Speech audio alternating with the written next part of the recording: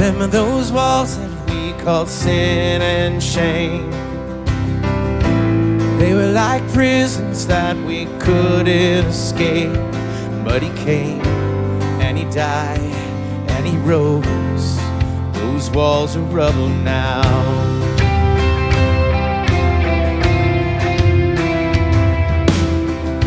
Remember those giants we called death and grave? They were like mountains that stood in our way.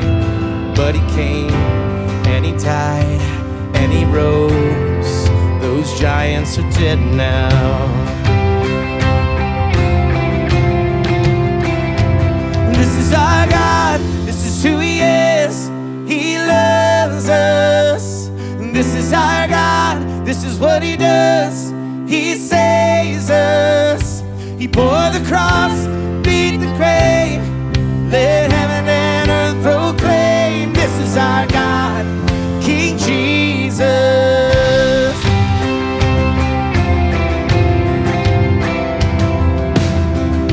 Remember that fear that took our breath away? Faith so weak that we could barely pray. But he heard every word, every whisper. And now those altars in the wilderness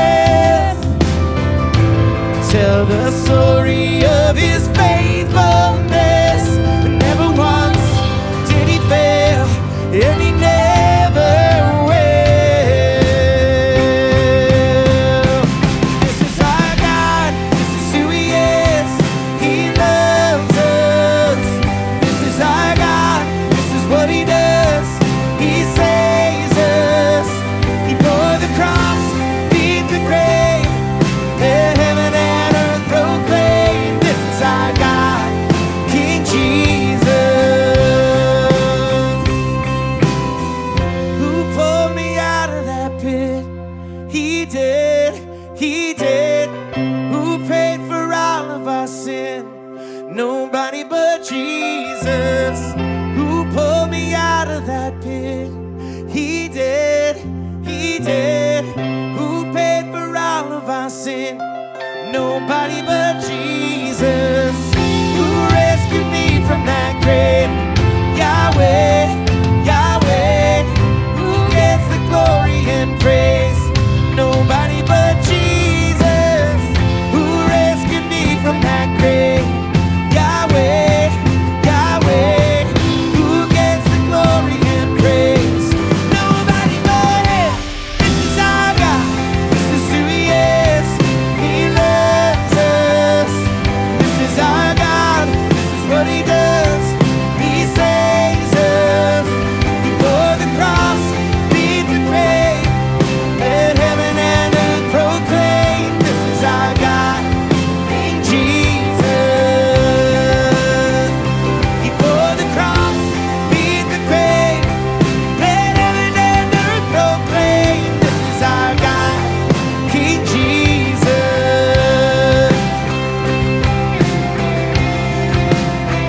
Oh, this is our God.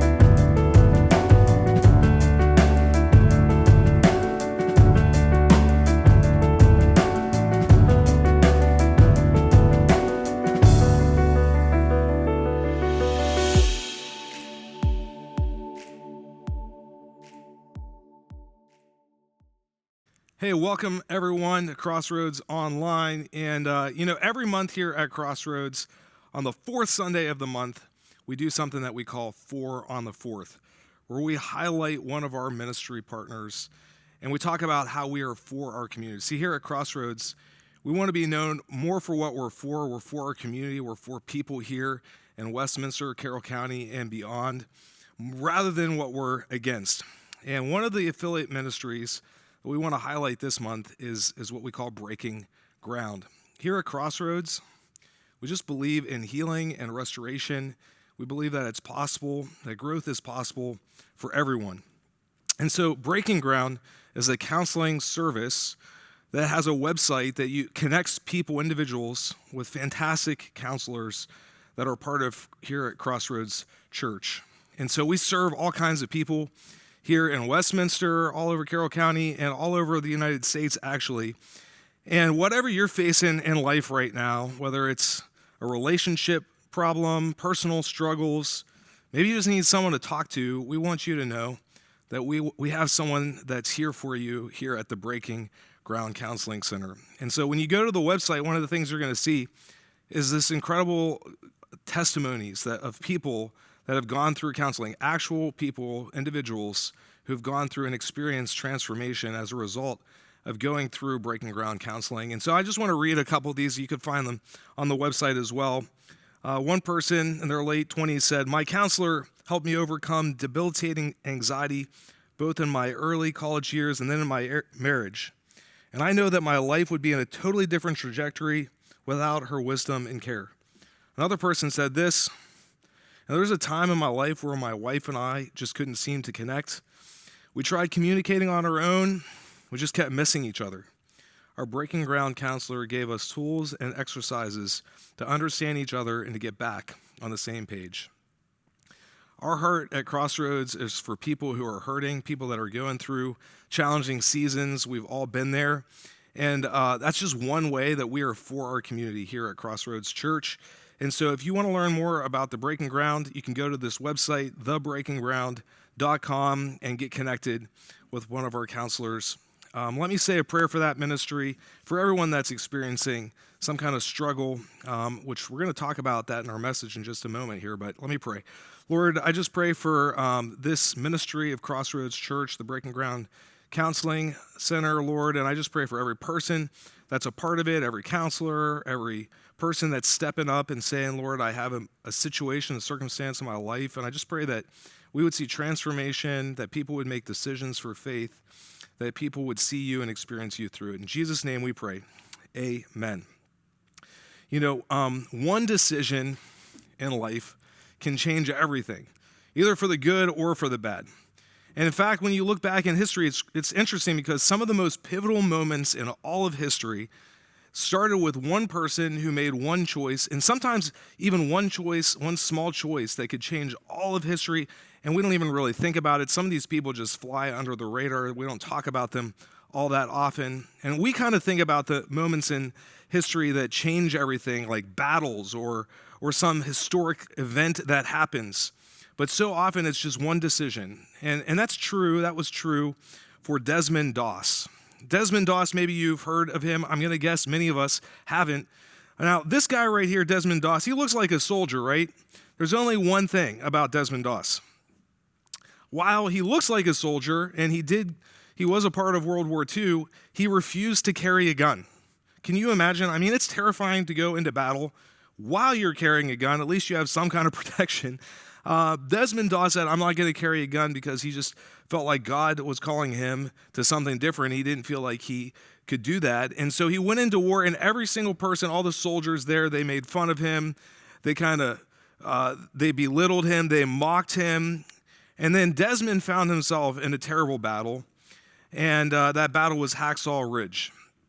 And here Desmond is in the middle, and he sees the carnage, he sees the destruction, he sees his friends injured, soldiers fallen all over this battleground, and Desmond makes a choice. He says, I'm going to go, and I'm going to I'm going to save these people. I may not want to carry a gun, I may not be carrying a gun, but I'm going to care for some people.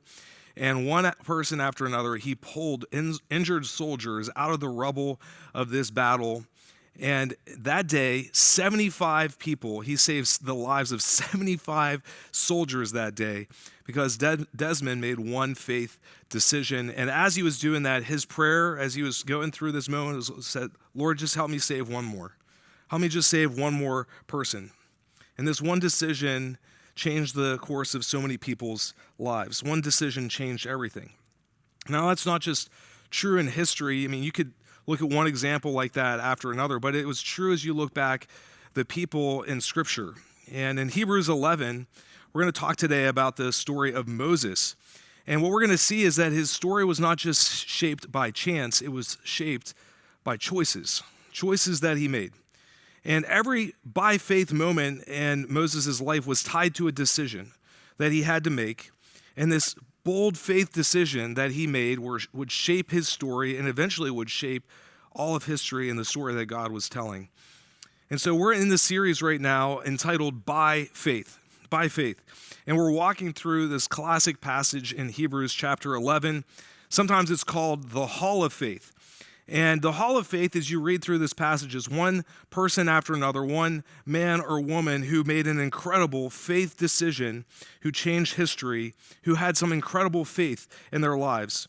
And here's the common thread as you look through all of these people as we've been through this series over the last weeks, that faith for these individuals was not just something they believed, faith was something that they did.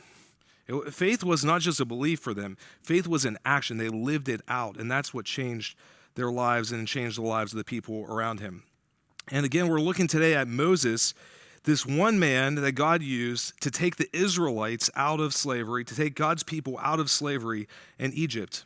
And this is one of the greatest deliverance stories in all of history, probably the single greatest deliverance story in all of history. But it didn't happen by accident. It happened because Moses made these decisions, and they're the same kinds of decisions that we can make in our lives today. We have so much to learn from Moses. And here's what I think we're going to learn today. Here's what I hope you see today, is that faith isn't just believing, it's deciding. It's in one bold faith decision in your life today shapes the big story that God is going to tell in your life tomorrow. Faith is not just believing, faith is deciding. And so we're going to take a look at Hebrews 11, starting in verse 23. And as we read through this passage in just a moment, I want you to notice this phrase that comes up again and again, 4 times throughout this passage, where it says, by faith. And then watch how each one of these is a decision that Moses makes. So let's start again in verse 23. By faith, Moses, when he had grown up, refused to be known as the son of Pharaoh's daughter. He chose to be mistreated along with the people of God rather than enjoying the fleeting pleasures of sin. He regarded disgrace for the sake of Christ as the greater value than the treasures of Egypt, because he was looking ahead to his reward. By faith, he left Egypt, not fearing the king's anger. He preserved what he saw in him who was invisible. By faith, he kept the Passover and the application of blood so that the destroyer of the firstborn would not touch the firstborn of Israel. By faith, the people passed through the Red Sea on dry land. But when the Egyptians tried to do so, they were drowned. Now, as you look through this passage, which is really kind of a pass-through, it's an overview of all of Moses' life, you see 4 times that by faith is repeated, connected to Moses' story. And each time it's connected to a different chapter, a different decision that Moses makes. And as I was praying, I just was looking at this and I said, you know what? Every one of these is a decision where it was faith or something else. It was a faith decision that shaped that season and that chapter in Moses' life. And so what I want you to see and what I hope you'll see in Moses' life and what I think you can find for each of us in our lives as well is that our lives are a series of decisions to choose faith. And today we're going to look at these 4 decisions that Moses made. These are the 4 faith decisions that Moses made as we look at those 4 moments that are described in the scriptures by faith. He chose faith over comfort. Moses chose faith over fear. Moses chose faith over control. And then Moses chose faith over certainty. And so let's look at the first decision, faith over comfort. That's at the beginning of Moses' life, the calling that Moses found on his life. And it was choosing God's calling over the convenience and the comfort of the palace that he was living in. Now, let me just start with this. When I say comfort, I mean every one of us loves comfort. We want our life to be comfortable. No one would vote for an uncomfortable life, right? But what if I told you that maybe the biggest enemy to God's plan for you and what God has for you and God's story for you isn't doubt We're talking about faith. It's not just faith and doubt. Maybe the biggest enemy to your calling and God's purpose for you is actually comfort in your life. You know, we all focus on comfort. We want a comfortable couch. We want a comfortable job. We want comfortable relationships. So often we avoid risks in life because it just feels like it's kind of uncomfortable. And I have to wonder, as I've sat back, prayed about this, thought about it, and then just really seen this in the lives of people as I've been a pastor over the last 15, 20 years, is how many times do people miss God's best for them because they're simply too comfortable? In fact, like honestly, I would say it like this. What I've observed and what I've seen, and maybe even in my own life I've seen this, is that the more comfortable that you are in your life, the harder it is for God to get your attention. When you're comfortable, God just has a hard time getting your attention. This is the situation that Moses is in. He's living the comfortable life. This is Exodus 2:11 says this, "One day after Moses had grown up, he went out to where his own people were and watched them at their hard labor. He saw an Egyptian beating a Hebrew, one of his own people. Looking this way and seeing no one, he killed the Egyptian and hid him in the sand." So here's what's going on. Again, Moses is living in the palace here in this moment. He's living in the palace connected to Pharaoh, a grandson of Pharaoh. And he grew up at this time in the greatest empire in all of the world. He grew up as an adopted son of Pharaoh. Even though he was not an Egyptian, he grew up adopted in that household, and he grew up with the best education, the best food. He had access to anything. This was an opulent life. He had the best clothes. He had the best chariot. Life was taken care of for Pharaoh, for Moses because of Pharaoh. But even though Moses had this great life and everything was taken care of, something inside of him just felt unsettled. Even though he had been educated as an Egyptian and grew up in Pharaoh's house, he knew that he wasn't actually an Egyptian, that he was adopted, and that his people were actually the Hebrews, God's people, who were enslaved in Egypt at that time. And as he came to understand this, and he wrestled with this in his life, even though his life was comfortable, this idea began to overwhelm him, began to overwhelm Moses. And so Moses had this choice. He could have stayed in the palace for the rest of his days, eaten the best food, ignored the suffering of his people, continued to live this life of privilege. But Moses here in this moment made a choice to step outside of the comfort and to step into the suffering of God's people. And Moses knew he had this bigger calling. He knew that God was calling him to more. He knew there was a bigger story that God had for him. And this one moment, this one decision changed his life. Now, unfortunately, as you just read a second ago there, while that was a great idea for Moses to take a step out of the comfort, the way he did it was not great. The what was good, I'm going to step out of comfort and God has something more for me. But then the how he did it was not great. Instead of seeking God's guidance as he takes this step, as he sees the suffering of God's people, Moses says, I'm going to just take measures into my own hands here. He saw someone being mistreated and he looks around and what does he do? Out of anger, he murders someone. And he hoped that no one would notice. And so he's kind of coming around the next day hoping that it had gone unseen. Spoiler alert, it does not go unseen. This is what we see in verse 13. The next day he went out and saw two Hebrews fighting. He asked the one in the wrong, "Why are you hitting your fellow Hebrew?" And the man said, "Who made you ruler and judge over us? Are you thinking of killing me as you killed the Egyptian?" Then Moses was afraid and thought, what I did must have become known. You think. And so Moses' life is no longer safe. And as this word got out, Pharaoh actually wanted him dead. His own people, the Hebrews, rejected him. And the palace, the place where he found safety and comfort, was no longer an option. And so Moses had to run. And this is the same reality for us so often in our lives as for us as well. Sometimes following God, oftentimes, in fact, I think all the time, following God and what God has for you, it means leaving comfort behind, walking away from comfort. And so is there something in your life that God's been nudging you towards? Just reflect on this right now, this week, whatever it is. And God's nudging you towards something, but you're saying, God, I'm just kind of comfortable right here. I don't want to take a step that direction. Maybe you feel God's pushing you into the unknown, and that terrifies you. And is there a step of faith that maybe God has for you? See, Moses chose faith over comfort, changed his life, but that first chapter was just one first step for him, and now Moses has the next chapter, which is faith over fear, the next decision that we see Moses has to make in his life.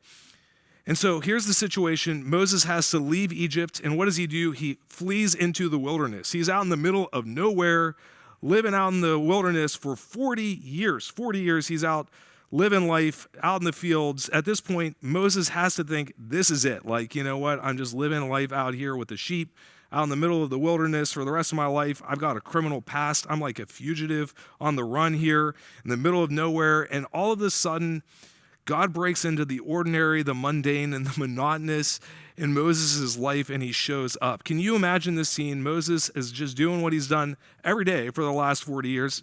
He's out there taking care of the sheep, doing what he has to do, probably has a coffee in his hand, whatever he's doing, going through the motions. And out in the distance, he sees a burning bush. He doesn't think that much of it. But then as he moves closer to it, the living God shows up and speaks these words to Moses. In Exodus 3 says this, God calls Moses at the burning bush. So now go. I am sending you to Pharaoh to bring my people, the Israelites, out of Egypt. But Moses said to God, who am I that I should go to Pharaoh? So Moses gets this moment, this wake-up moment, where this holy moment where God shows up and he says, you're going to face Pharaoh face to face, and you're going to set my people free. And what do you think? Moses is hearing this idea, go back and confront Pharaoh. Do you think Moses is like, great idea, God. I love it. It's just, here I am. I'm ready to go. You know, I'm packing my bags right now. No, that is not Moses' first reaction. What is Moses' first reaction? He says, you want me to do what? And who am I, he says. Who am I to do this? I'm just a guy out in the field. I'm just a guy with a criminal past. In this moment, he had to make this decision in his life between faith and fear. And this is a decision that we all wrestle with every day of our lives. It's under the surface of so many decisions in our lives. And so it might go like this, you know, who am I? Who am I to share my faith with someone? Who am I to step out and be a part of student ministry and invest in the next generation? Who am I to step up and be a part of the worship team? Who am I to make this move in my career or in my family? And instead, what do? We play it safe. And we choose fear over faith. And the more that we choose fear over faith, the more that we're stuck in the wilderness of life. And sometimes we wonder, why does it feel like I'm just stuck? I'm stuck in the wilderness. It doesn't feel like I'm moving forward. And being stuck in the wilderness in life is hard. And fear has this voice, and we begin listening to this voice in our lives.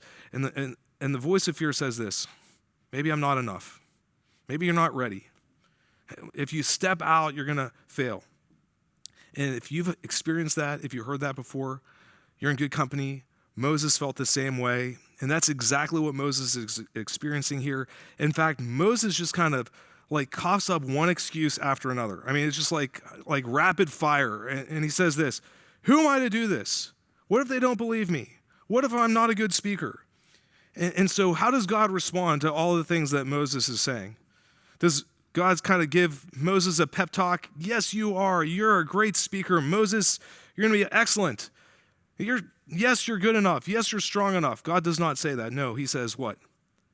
I'll be with you. That's all he says. I'll be with you.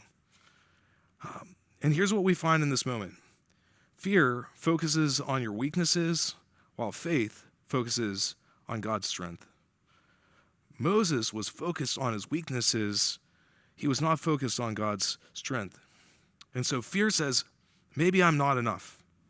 And faith says, God, you're more than enough. You're more than enough in my life. And something changes in Moses' heart as he hears God speak to him and he says, I'm going to be with you. And this faith begins to grow. And it's really grown from every decision he's made in his life up to this point. But you watch it grow in every moment and every chapter of his life. And this faith begins to well up in his heart. And suddenly he moves and he shifts from asking, what if I fail? And he begins asking, what if God shows up? What if God actually shows up? I just wonder what would happen if we began to ask that question more often in our lives as well. Moses ultimately does what God asked him to do: step out of the wilderness and go and confront Pharaoh in Egypt.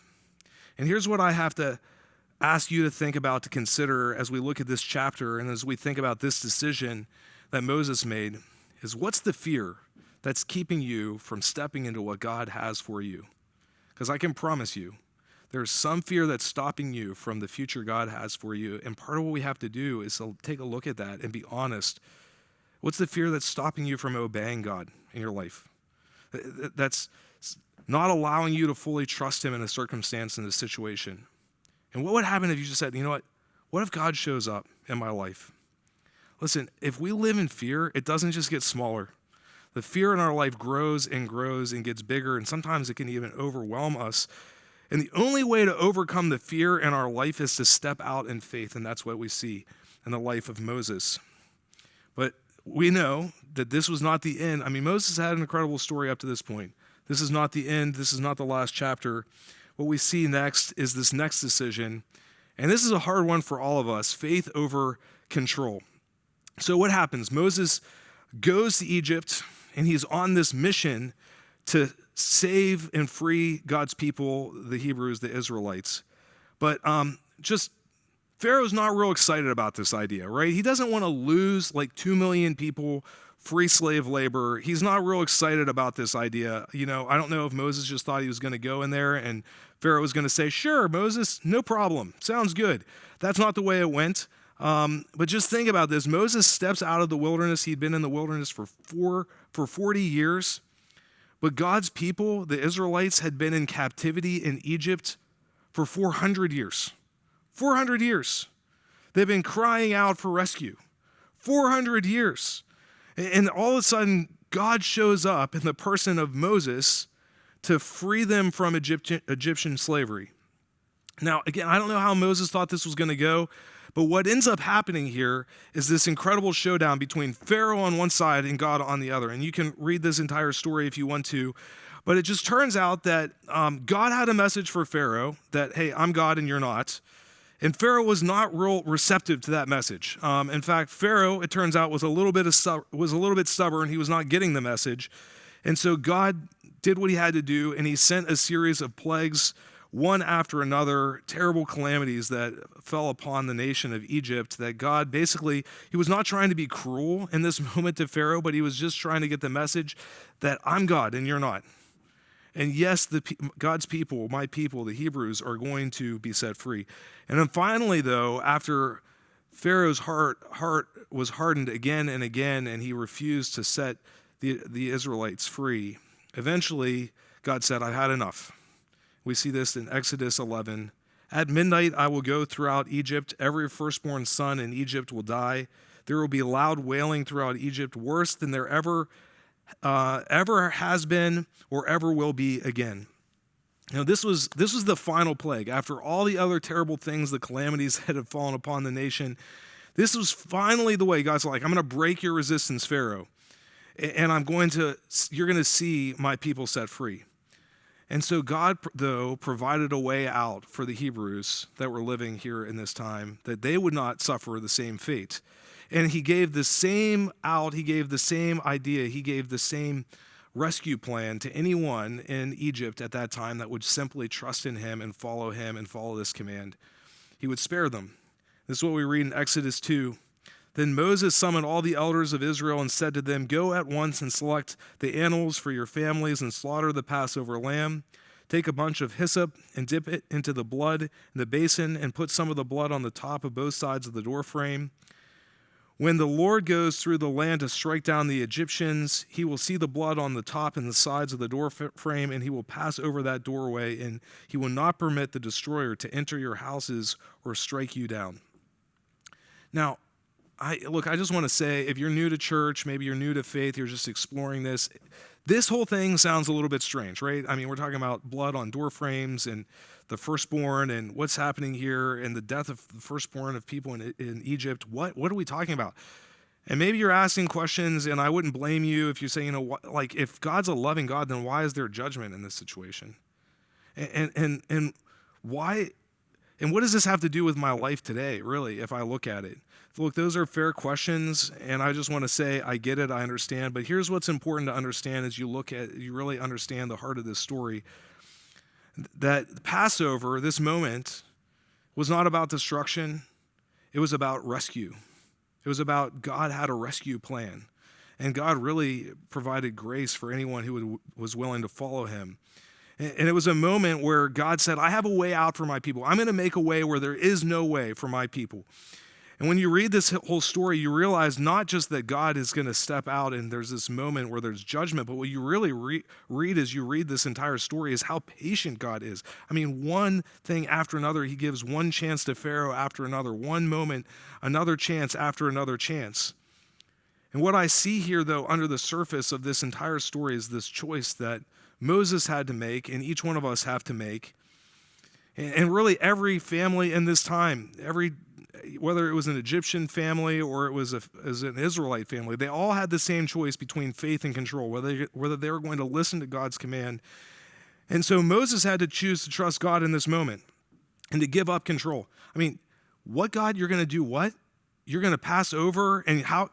You're going to save us? Are you sure I'm not going to get mixed up in this thing with the firstborns, and you're going to spare our life and our family and our kids? But this sounds a little bit scary, God. I mean, he had no control of this situation. It wasn't just that, but it was also like, this is your plan, God? Like, you're going to do with the blood and the doorposts? Like, can I come up with a different plan, God? Can we talk about this a little bit? I could come up with a little different way to make this thing happen. What did Moses have to do? He had to say, look, I'm not in control. Early in his life, he chose to take control. He took it into his own hands, and bad things happened. In this situation, he said, I'm going to choose to trust you. I'm not in control. I'm not God. This is not my plan. This is your plan. God, I trust you. I put faith over control in my life. Now, control feels safe. We all like knowing what's going to happen next. We all know we like knowing the next chapter in the story. We like keeping things predictable. But guess what? Control in your life is actually an illusion. I mean, at the end of the day, we all think we're in control, and then there's moments in life where we realize, and maybe you've had these moments where you realize, I'm not actually in control. We want to plan our future. Turns out life is unpredictable. We want to fix our problems. There's all kinds of things that we find out are out of our control. We want to manage outcomes in our life, but God asks us to choose to trust him instead. But let's just be honest, most of us don't do that all the time. We don't ever do that perfectly. We want to trust God as long as he gives us the plan in the first place. And maybe you notice that Moses faced this exact struggle. And so he had this choice. What am I going to do? Am I going to choose to trust you, or am I going to take matters into my own hands? Am I going to give you control, or am I going to choose faith here in this life? And so let me ask this question for each one of us here. Where is God asking you to trust him, but you're just holding on? You're holding on to control because control feels easier in life. Now, I want to wrap up with this. This is the last chapter in Moses' life. Just think about this. Look back on Moses' life. All of Moses' life up to this point had been a series of decisions. Every chapter had been marked by a decision that he made to choose faith. And one decision after another, he chose faith over comfort, leaving the palace behind. He chose faith over fear, standing up to Pharaoh and demanding freedom. He chose faith over control in the Passover. And all of those choices that he made led him up to this moment where he had another choice, faith over certainty. Moses led people out of something that was certain. It may not have been comfortable. It may not have been good. They were in slavery, but it was certain. They had the basics covered. They had a roof over their head. They kind of knew what to expect while they were slaves in Egypt.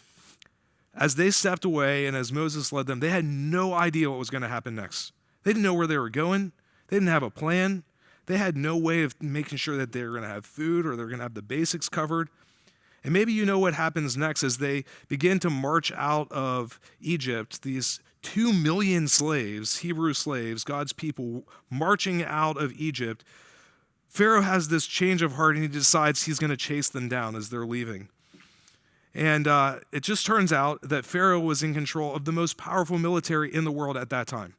And so you can imagine there's just a bunch of older people. I mean, young kids, moms with little babies. They're carrying their goods and the basics of whatever they could grab with them, and they're trying to carry their belongings with them, and they're just trying to make it out of this situation and leave Egypt. And as they're walking away and as they're running away, as they're fleeing, suddenly behind them is this powerful army that includes chariots and it chooses swords and rage, and they're just chasing after right behind them.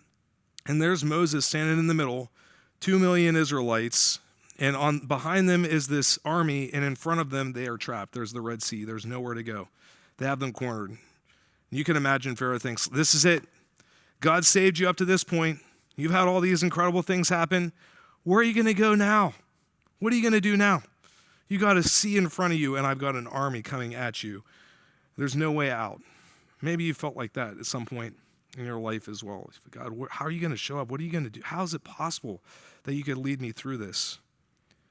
And so for the first time, though, the Israelites standing there in this situation, and you can't blame them, they had seen God do incredible things up to this point to lead them out of the nation of Egypt. But at this moment, what do? They panic. 14:11 of Exodus says, they turned to Moses and said, was it because there were no graves in Egypt that you brought us here to die? We should have stayed in Egypt. In other words, like, wow, Moses, great job, buddy. You're bringing us out here to die. Can you imagine the situation? The fear that they're feeling, the doubt that they're feeling. They're so close to this promise. After 400 years in captivity, they're so close to freedom. And it seemed like it was impossible. And so Moses right here in this moment, his whole life led up to this moment, Moses had a choice. Moses could have panicked right alongside of them. Moses could have said, you know what, you're right. I'm going to talk to Pharaoh. We're going to turn around. We're going to figure this out. He could have questioned everything. No, instead, what does Moses do? He stepped forward in faith. And the only reason that this moment makes sense is all the decisions that he had made leading up to this. It made perfect sense for him to step forward in this moment. But it was only because he had made all these other decisions leading up to this moment in his life. Exodus 14. Moses answered the people, do not be afraid. Stand firm, and you will see the deliverance the Lord will bring to you today. The Lord will fight for you. You only need to be still. And then God gave the most unexpected command. Then the Lord said to Moses, why are you crying out to me? Tell the Israelites to move on. Move on? Like, where are we going to move on? God, there's a Red Sea standing in front of us. Like, there's nowhere to go. We're going to move on to take a swim? What are we doing here? But then Moses raises his staff, and in this moment, the waters part. In this giant body of water, there's 2 walls of water on either side. The Red Sea parts, and there's dry ground in the middle stretched before them. And what happens is they had to walk forward in their moment of doubt and in their moment of fear before they knew how it was going to end. They had to take a step forward before they knew God was going to part the waters in the first place. And every step that they took in this, leading up to this, was a step of faith. They didn't know as they were walking through these waters if the waters were going to hold or if they were going to come crashing down. They didn't know what was going to happen, that Pharaoh's army was going to continue to chase after them and catch them. They didn't know what was waiting for them on the other side of the Red Sea. What did God have for them on the other side? But every step they took another step of faith. They believed God, that God was good and that God was in control. And right in this moment, as they reach the other side of the Red Sea, and the Egyptian army is coming in behind them, giving chase to them, the Red Sea comes crashing down. And their oppressors that had lorded over them for 400 years, in a moment, in an instant, was destroyed right before their eyes. And here's what we see in this story, is that faith moves before you see the outcome. Man, is that hard. It's so hard to live this out. I mean, it's true. It's so true, but it is so hard. We all like certainty. We want to know that the job's going to work out before we take it. The relationship's going to work out before we take it. That God's got provision before we take the step, whatever it is. But faith doesn't work that way. Faith moves before the waters part. As we take the step, God shows up. Now, we don't like stepping into the unknown. We don't like having the story unwritten. We'd rather have the full plan, but that we want to know what's going to happen. We want to know that God's going to show up the way we want him to show up. But there's a chance, there's an opportunity in each one of our lives. God's taking you to take a step of faith. He's asking you to take a step of faith. And maybe, I don't know what your situation is, whether it's a faith over comfort, a faith over fear, a faith over control, a faith over certainty. Every one of us has a different situation that God's asking us to step into. Maybe it feels like you're standing and right in front of you is the Red Sea and you're wondering, God, I have no idea how you're going to show up in this circumstance. We want to give you a really tangible way for you to respond here today. In fact, here's what I'm going to ask everyone to do. Just find a piece of paper and simply write this: by faith, ... and then fill in the blank. By faith, ... and then fill in the blank. That maybe it's right here in this moment. You're going to take a few minutes. You're going to pause. Maybe later on, you're going to come back this week and take some time to reflect on that question. But what is God asking? What step is God asking you to take? What decision is God asking you to make? We've been talking about faith for the last 4 weeks. What decision are you going to make by faith in your life? And what is God calling you to? Maybe it's by faith, I'm going to trust God with my future. By faith, I'm going to trust God with this medical problem. By faith, I'm going to forgive someone. By faith, I'm going to say yes to what God is calling me to do, even though it feels really uncomfortable. You know, Moses had no idea how his story was going to end. He just knew that God was calling him to something. He was calling him to take a step forward out in faith. You know, life is a series of decisions, and every decision shapes the story that God tells in your life and in my life. And my hope and my prayer for you is that you would choose faith and watch how God's going to show up. Let me pray. Lord, thank you so much for the opportunity that we have to be reminded of what a life of faith looks like as we look at the life of Moses. And we're also encouraged that while Moses didn't get it right all the time, and we certainly don't get it right all the time, but at the end of the day, Lord, I just pray that even despite all of our mistakes and our shortcomings, and the times that we fall short, and the times that we doubt, and the times that we wonder where you are, that we would be able to look back and say, you know what? I lived my life by faith. By faith.